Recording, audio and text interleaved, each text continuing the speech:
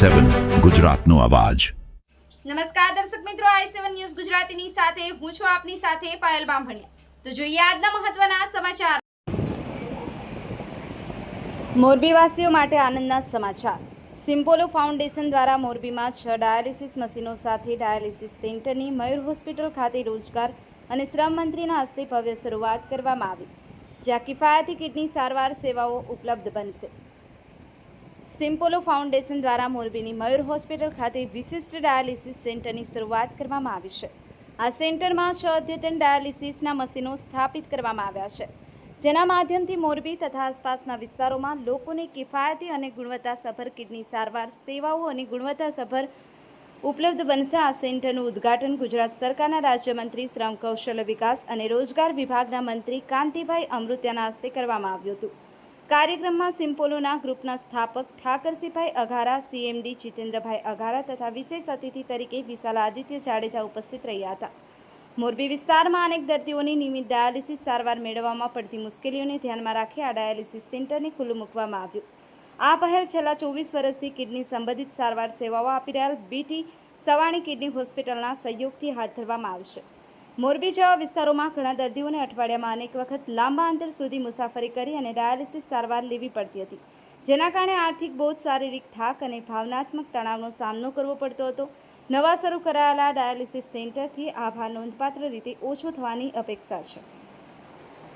Sanjeev Rajput, i7 news Gujarati, Morbi. હું સિમ્પોલા ગ્રુપના વડીલ અમારા ઠાકરસિંહ બાપાના પરિવારનો આભાર માનું। જયંતિભાઈ જે આવ્યા રાજકોટથી એમનો આભાર માનું।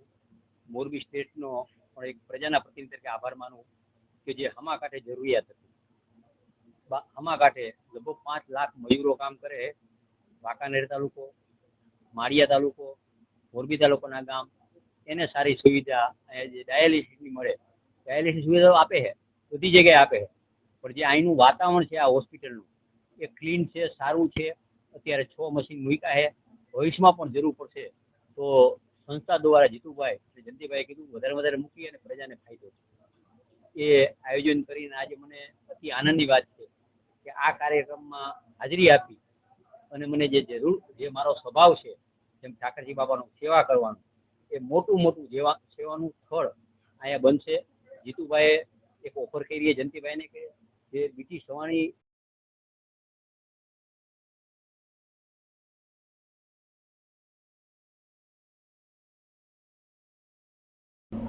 પહેલાં તો thank you very much Kantibhai Amrutiya માનનીય મંત્રીશ્રી જે આવીને સમારોહને જે અમારો સમારંભ છે એને જે કર્યું છે એને બદલ થેન્ક યુ બીટી સવાણી જયંતિભાઈને હું થેન્ક યુ કહીશ કે જે અમને ઓપોર્ચ્યુનિટી આપી કે અમે અહીંયા ડોનેટ કરીએ જે ડાયાલિસિસ મશીન।